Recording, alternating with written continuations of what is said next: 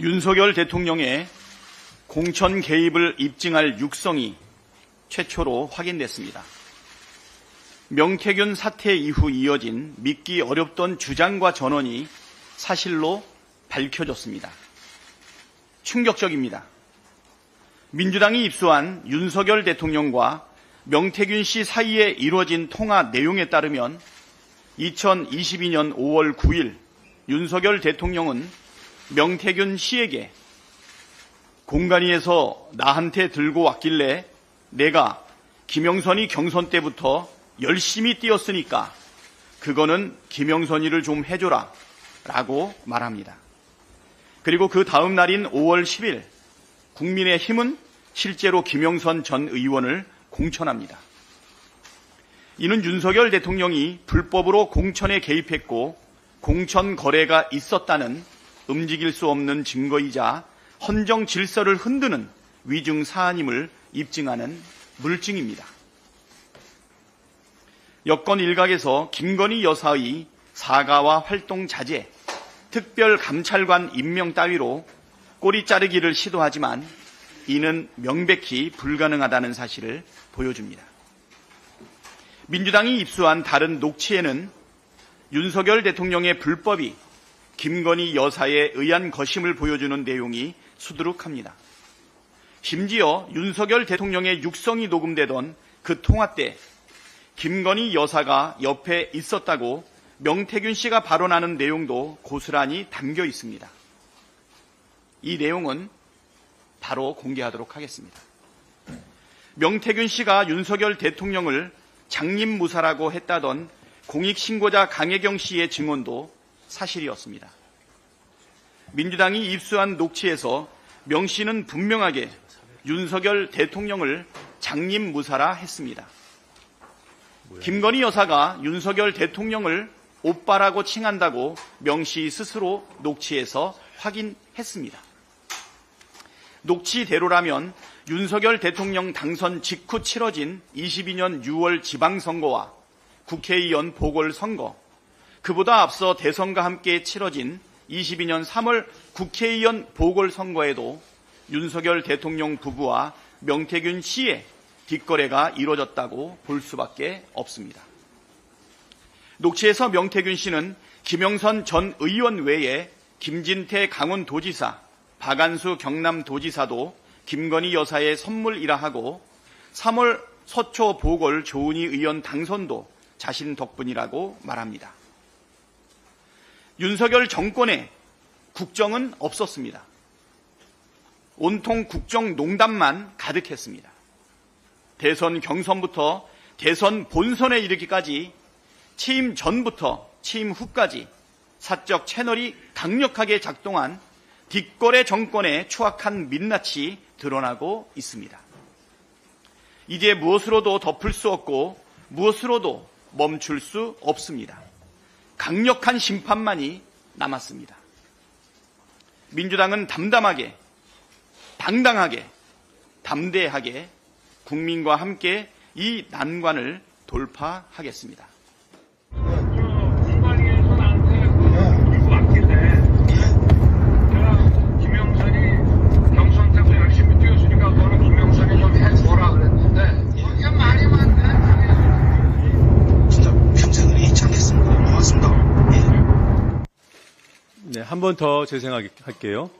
공관위에서 나한테 들고 왔길래 제가 김영선이 경선 때도 열심히 뛰었으니까 너는 김영선이 좀 해줘라 그랬는데 이게 말이 많네. 진짜 평생을 잊지 않겠습니다. 고맙습니다. 네, 그리고 이 대화에서 명태균 씨는 그 당시 통화, 여러분들 아시겠지만 저 통화는 2022년 5월 9일 통화 내용입니다.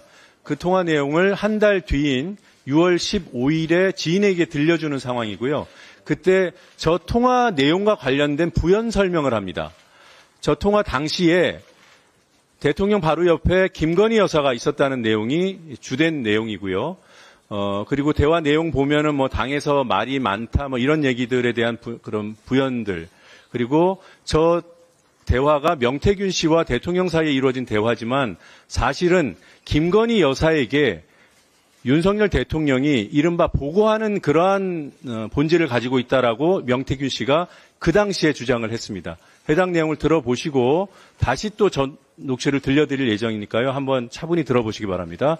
지 마누라가 옆에서 아니 오빠 명 선생님 그거 처리 안 했어? 명 선생님이 이렇게 아침에 이래 놀라셔가지고 전화 오게끔 만든 이게 오빠 대통령으로 자격 있는 거야? 그러니까 처음에 무슨 말이 많은지 나는 했다 나는 분명히 했다라고 마누라 보고 얘기하는 거야. 그 장관 앉혀 뭐 앉혀 아무것도 모르는데 씨발 이거 앉혀라 저거 앉혀라 안 한 거야. 그 마누라 앞에서 했다고 변명하는 거야. 내가 평생 의뢰 있지 않겠습니다 하니까 알았어 내가 좀 됐지? 지 마누라한테 그 말이야. 마누라가 딱 옆에서 그리고 바로 끊자마자 마누라 전화 왔어. 선생님 윤상현이한테 전화했습니다. 보안 유지하시고 내일 취임식에 꼭 오십시오. 이렇게 전화 끄는 거야. 네. 오랫동안 이 내용을 가지고 우리도 확인을 했고 또 오래 준비를 했어요.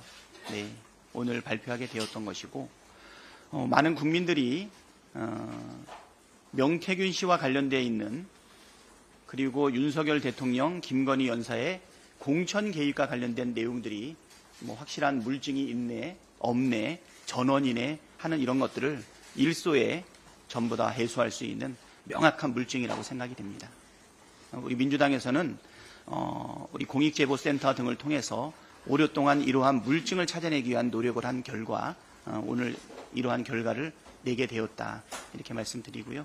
네, 이 부분은 저희 김건희 특검법에 수사 대상에 포함되어 있는 내용입니다. 그래서 검찰이 수사를 하지 않으면 당연히 특검 수사 대상이 된다라고 말씀드리겠습니다. 예, 당에서 임명한 명태균 게이트 진상조사단 단장 서영교입니다. 명태균 게이트 진상조사단은 김건희, 윤석열 대통령 게이트라고 똑같은 이름으로 붙여줄 수 있다고 말씀드리겠습니다.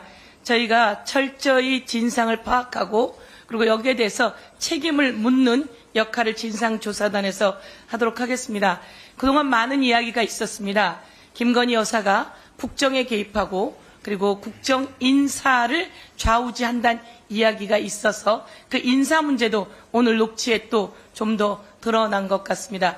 저희 진상조사단에서는 이 여론조사 관련해서 정치자금법 위반, 여론조사 조작으로 당선의 역할을 하게 된 당선 무효형 관련해서도 이야기하고요. 또한 오늘 녹취에 나온 것처럼 공천에 개입하게 되면 윤석열 검사 시절 박근혜 대통령이 공천에 개입했다고 낱낱이 수사해서 윤석열 검사가 8년형을 구형합니다. 그리고 법원에서 2년형 선고가 나왔었는데요. 그런 과거가 있다는 말씀을 드리면서 공천 개입, 정당법 위반 등등 관련해서도 저희가 다 살펴보고 창원 산단 관련해서도 여기 어떤 이권이 있었고 어떻게 나라의 기밀이 일반인에게 누설되어 왔는지 박근혜 대통령이 기밀을 최순실에게 누설했다라고 하는 것도 헌재에서 만장일치로 인용된 내용 등입니다.